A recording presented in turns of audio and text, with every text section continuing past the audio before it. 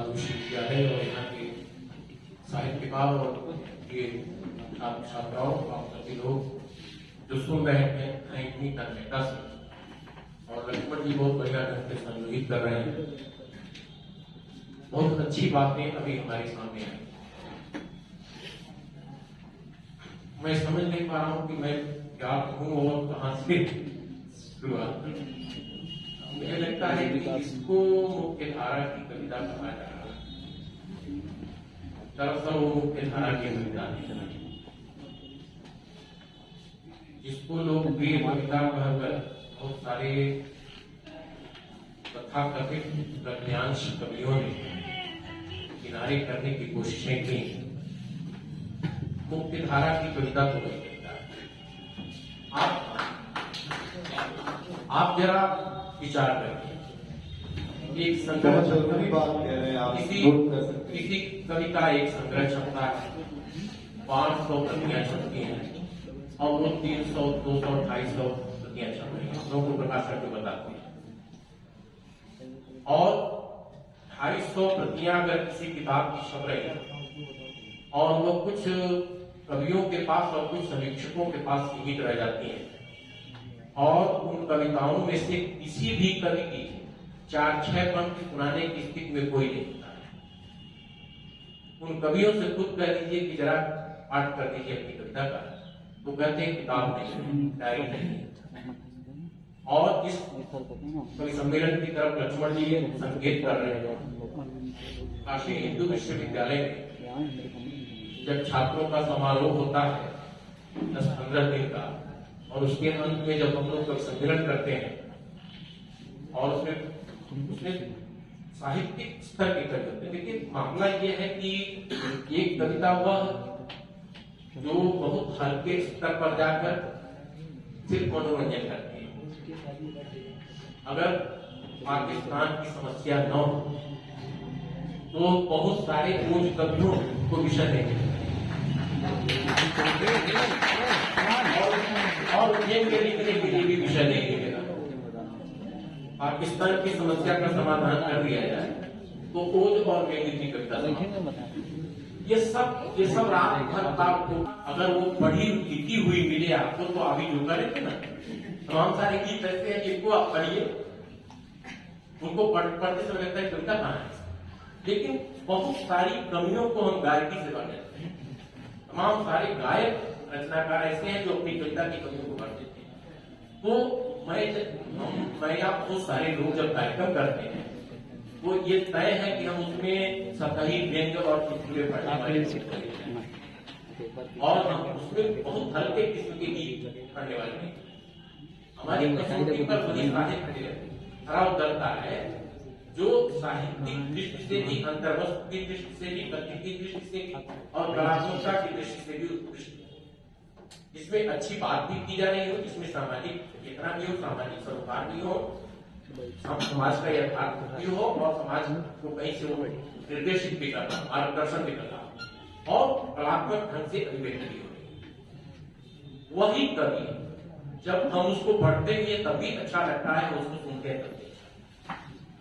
तो वह कविता जो तू जानू वाली स्टाइल है, और वह कविता जो नितांत हास्यात्मक और सतही किस्म का मजाक है, वो भी कविता नहीं। अच्छी कविता वही है जो अपने अंतर्वस्तु में, अपनी अंतर्वस्तु में सुव्यवस्थित है और जिसके कहने का ढंग, जिसका अंदाज, जिसका अंदाजे बयां भी कहता है। तो अब मैं अपनी मूल बात बोलते समय नहीं होती, तो जब मैं बढ़ती तो आप लोग होती, तो एक किताब छपती है 250, 500 प्रतियां कुछ लोगों के बीच में रह जाती है, जिसकी पंक्ति न तो पाठक सुना सकता है और एक कवि को 10-15 हजार लोग, उमाकांत तिवारी जी की, उमाकांत मालवी जी की चर्चा हो रही थी, देवेंद्र कुमार कुमारी पढ़ा करते थे।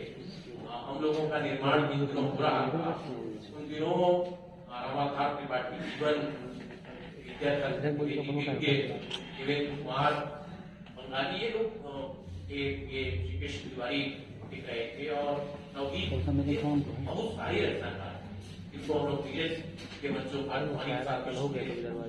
नागार्जुन थे, लोचन थे, मंगल सिंह सुमन थे, जानकी वल्लभ शास्त्री को हम लोग सुन रहे थे। तो जो निर्माण हो रहा था ये वो रचनाकार थे जो अच्छा लिख रहे थे, जो पत्र पत्रिकाओं में पुस्तकों में भी छप रहे थे और जो मंचों पर पाठ कर रहे थे। महादेवी भी पढ़ रही थी और इसी इलाहाबाद में भी पढ़ रहे थे। रणवीर भारती भी थे और बच्चन भी थे। बच्चन के जिन गीतों की चर्चा ज्यादा होती, जिन पुस्तकों की चर्चा ज्यादा होती है, वो उनकी महत्वपूर्ण पुस्तकें हैं, वो उनकी महत्वपूर्ण रचनाएं हैं। जिन रचनाओं के लिए उनको याद किया जाना चाहिए उनके गीत को बेहतरीन रचना है। जैसे बहुत सारे गीतों की हम चर्चा करते हैं। तो एक कविता जो जिसको 10-15 हजार 5,000 एक ही हजार सही 200 ही लोग सही बैठकर सुन रहे हैं और उसमें से जब उठते हैं तो कुछ लेकर जाते हैं, कुछ पंक्तियां साथ चलती हैं जिनको कई दिनों तक गुनगुनाते हैं। तो एक कविता वो और एक कविता वह जिस पर चर्चा तो खूब हो जाती है, लेकिन आप जब जाते हैं तो आपके साथ उसमें से कुछ जाता नहीं। तो मेरी धारणा ये है कि जो मुख्य धारा की कविता है वह वही कविता है जिसको लोकप्रिय कविता है। और जो हमारे देश की बहुसंख्यक जनता है वह उसी को कविता कहते हैं। आप अपने घरों में अपने गांव में लौट कर थोड़ी देर के लिए जाइए, 2 मिनट कल्पना कीजिए, दुनिया में जाइए और देखिए कि गांव के लोग कौन सी कविता सुनाते हैं। उनके पास अमीर कुर्सी है, उनके पास जायसी है, उनके पास मीरा है, उनके पास प्रस्थान है, उनके पास रहीम है और छायावाद तक की कवि है। छायावाद के तुरंत बाद वाली जो पीढ़ी है जिसमें नागार्जुन, केदारनाथ अग्रवाल, केदारनाथ सिंह, शमशेर बहादुर सिंह, लोचन शास्त्री, मंगल सिंह सुमन, ये जो पीढ़ी है उनकी कविताएं सबको याद है, अकाल और उसके बाद सबको याद है, दीवानों की क्या हस्ती। हाँ, तो वो कविताएं जो है वो उनकी पंक्तियां बहुत सारे गीत मैं नहीं आया तुम्हारे द्वार नहीं हो गया, खाने की बातें और मन की बातें कुछ और ये जो कविताएं हैं ये सबके पास है। तो मैं इस बात को खारिज कर रहा हूं कि जो श्रेष्ठ कविता और मुख्य धारा की कविता है वह दूसरी है और जो लोकप्रिय कविता है लोकप्रिय कविता ही मुख्य धारा है। तो मतलब हम ये मान लें कि जब आप अध्यक्ष होंगे तो जो पाठ्यक्रम है वो बहुत कुछ बदला हुआ मिलेगा, क्योंकि आप आगे भी पढ़ाते हैं, आप मुक्ति बोध भी पढ़ाते हैं, अमीर और गरीब भी पढ़ाते हैं, तो वो कुछ बदलेगा। वो मुझे सभी कवि अच्छे लगते हैं, कविता मुझे अच्छी लगती है। देखिए अभी अवध विश्वविद्यालय ने अपना पाठ्यक्रम रखा और अवध विश्वविद्यालय ने ये किया कि एक पुस्तक उन्होंने ऐसी अपने यहाँ अपने पाठ्यक्रम में रखी है, पाठ्यक्रम इसमें हरिवंश राय बच्चन, उमाकांत भारती और माहेश्वर और एक उसी के साथ रखी गजलों की पुस्तक जिसमें दुष्यंत कुमार, अदम गोंडवे और मुझे तो